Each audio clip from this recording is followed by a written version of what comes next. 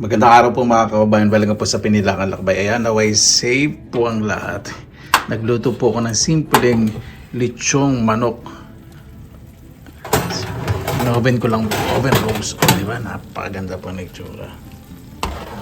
Crispy outside, soft inside. Napakabango. Nilagyan ko lang po yan ng asin, konting paminta, saka konting bechin. Saka nilamukos ko po. Ibig sabihin ni-roll ko, kinamas ko. Parang mas pala. Tapos nirest ko po ng mga 5-10 minutes bago ko po lagay sa oven ng 175 degrees Celsius para hindi po masunog. Medyo ibaba nyo po sa oven po gitna kasi masunog po itong era para sa ilalim lutong luto. Yung ibabaw dahan-dahan na luluto. Ayan. Naging golden brown. Gugutom na ako, nawala na ako sa sarili ko. At mayroon din po tayo tinola. Yan po yung natira ko po rin sa araw. Yan. Pakabango. Ready na po, kaya na po tayo. Mabuhay yan. Maraming salamat na po sa pagano'n. Isama-sama na naman po tayo na way safe po ang lahat. Ay, saya kapag narinig po yung mga bata nagtatakbuhan. Never ko natutulog, nag-iilig. Hindi ko pa lang narinig po. Siya po na. May filter kasi dito yung bintana parking yung screen. Pagkatapos ko magluto, ganun po ginagawa. Kasi kuya, kumain ka na. Huwag tayo salamatan po man natin, Panginoon. Panginoon, maraming salamat po sa biyaya. Binigyan po sa amin sa araw na ito. Nawing bawat isa po, ligtas, may pagsasalungan po sa pagkainan. Lalo po yung malalayo po sa kanilang mga mahal sa buhay. Ganun po, bahala po sa amin. Sinusuko na po namin sa inyo sa kanilang sasanin. Siya na po ang lagay pong buhay. Medyo malamig po yung hangin na pumasok. Hindi naman masyadong malamig. Parang lamig Baguio.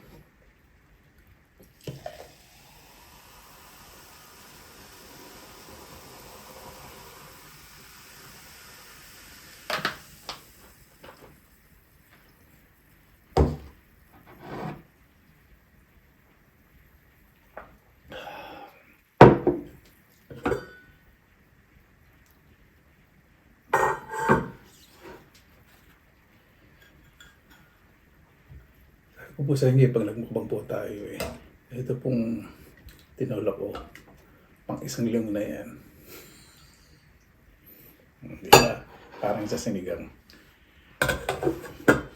Natakam na ako dito sa ating, di ba? Napakalambot. Patis, sili at lemon. Panalo.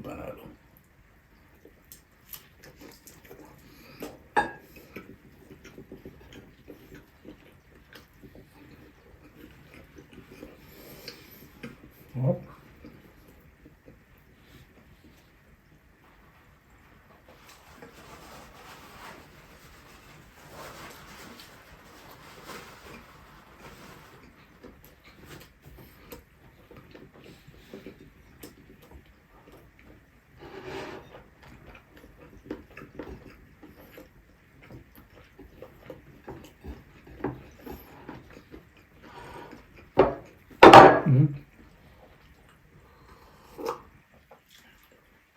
Yung pinakamasarap po talaga yung sa tinola, yung tagahalog na manok, yung native na manok. Winner na winner.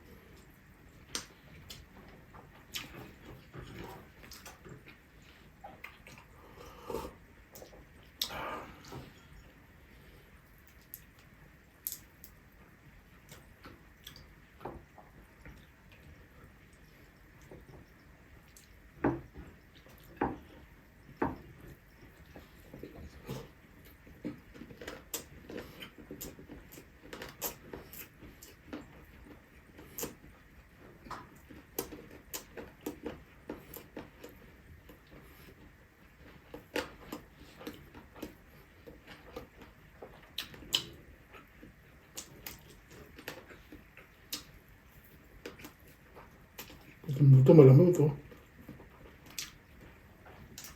Literally sarap to the bones. O, diba? Napakalambot. Bigyan yung buto.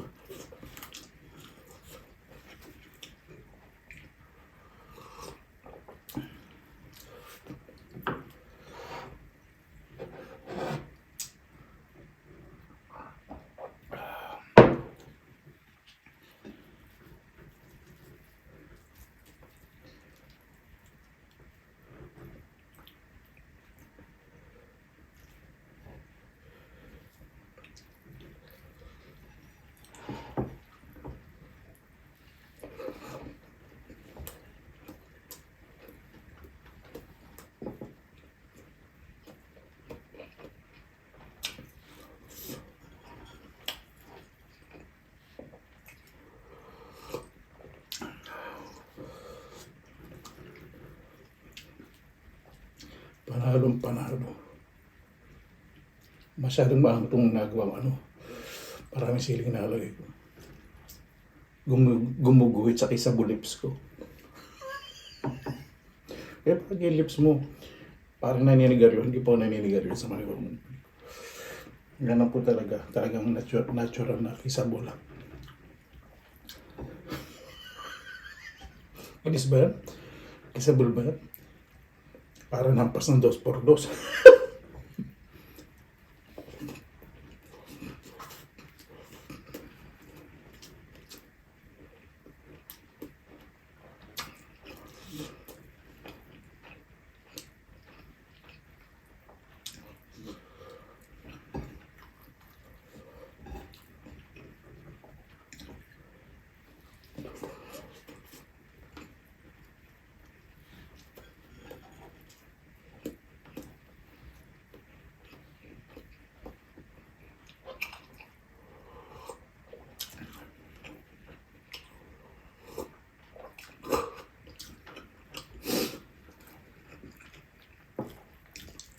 Paborito ko po sa mga inihaw.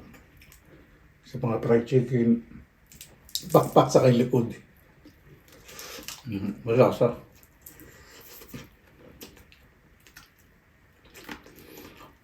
Pero pag ganyan pagkakaluto restaurant style, di ba? Ano po, no? Talaga sisimsimin nyo yung bawat hibla.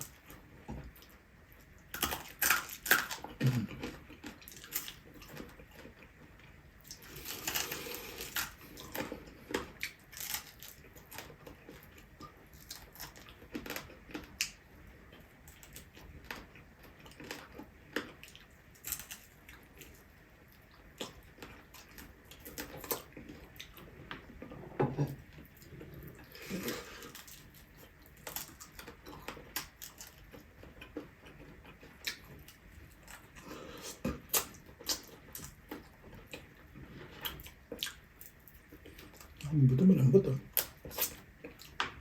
Mag-crispiness pa.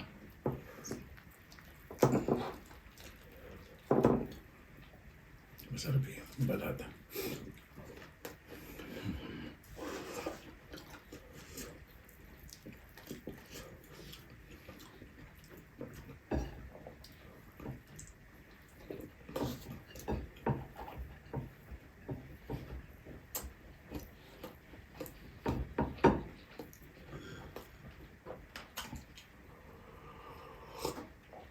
Ano po yung gusto ko sausawan sa mga manok pag prito o inihaw? Kalamansi na may patis at sino kaya toyo na may sili.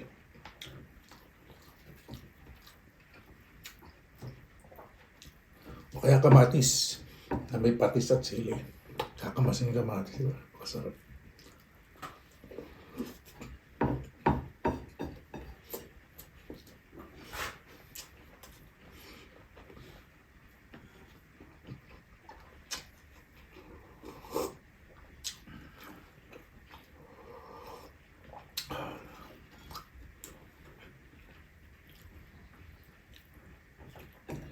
Gihilig na ng malakas yun. Neighbor ko, magandang oras. Tapos ng trabaho, hapon.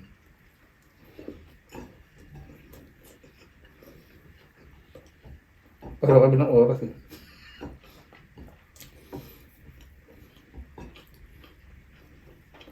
Hapon, papahinga siya. Unang fresh air. Kahit may yelo sa labas. Nagagawa nilang matulog sa labas. Kung hindi po. Kasi nagkakamping pa sila.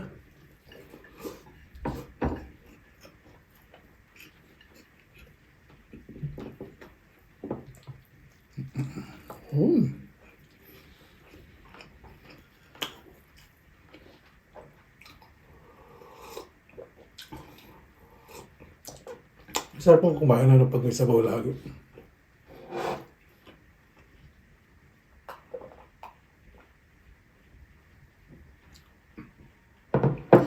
Mana po. Excuse me, mana po ko sa father ko sa papa ko. Pag kumakain po gusto nila may sabaw kahit ano.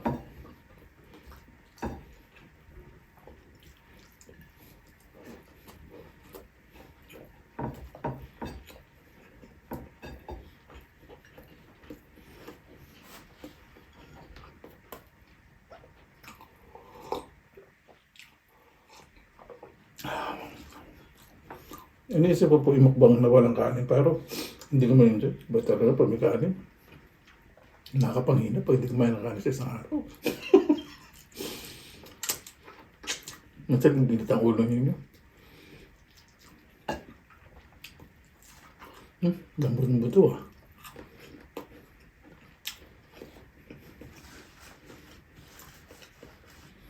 Lambot. Sarap.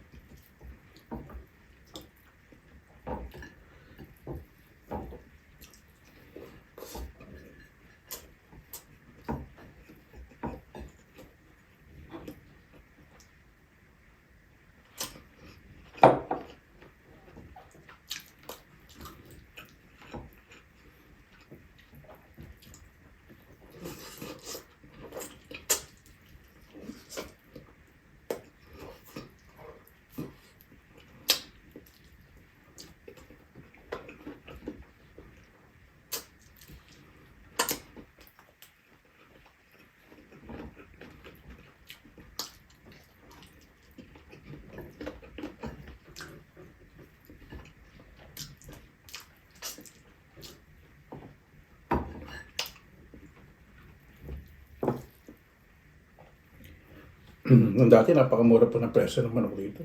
Hindi nagmamahal na rin.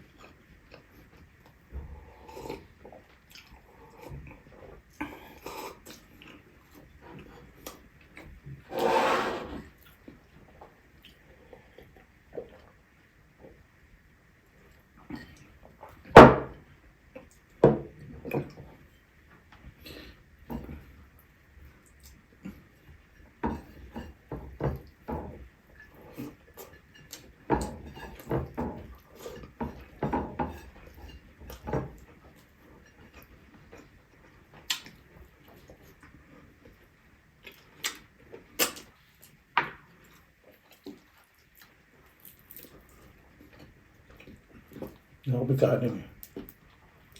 Wala ito. Pa. Kasi panis. Init ko muna sa microwave. Palalamin ko tapos talaga sa rep. Kasi kinamay ko eh. Para yung mga bakterya sa kamay ko matebok. Doon. Sa manok. Okay, ito yung paborito ko eh. Ito. Pag prito yung masarap, di pareho kaya lechon sa oven. Lambot. Malutong.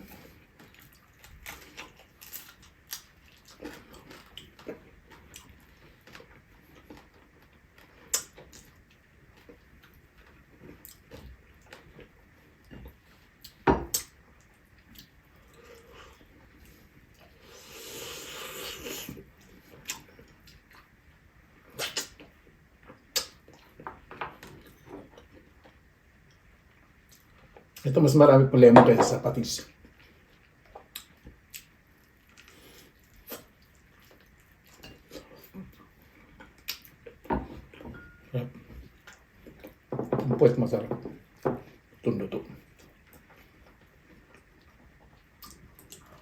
Mhm.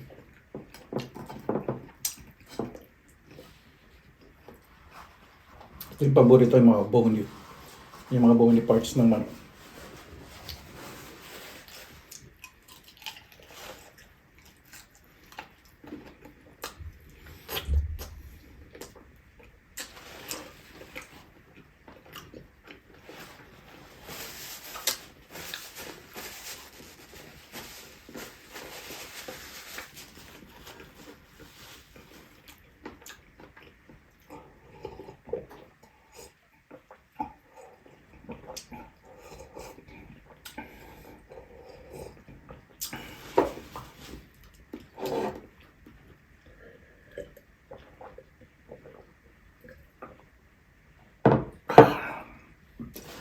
May magtsatsa po ako. Magtsatsa sa fruits. Para bago tayo magtapos, pasalamatan po muna natin ang Panginoon. Maraming salamat sa binabing po sa aming sa araw na ito. Nawing bawat isa po masimiral po. Ang pagiging mabuti po sa kapalaran po sa pamilya. Mas mahiling po mga magulang. At pasalamatan pong biyaya na dumarating po sa araw-araw. Kaya po bahala po sa amin. Sinusuko na po namin sa inyo lahat sa kanya sa amin. Mahal po, maraming salamat po sa inyong oras nila sa pinilangan lakbay. Basta lagi po tayo positive vibes, good vibes. God bless. Ingat palagi magandang araw. Laban lang.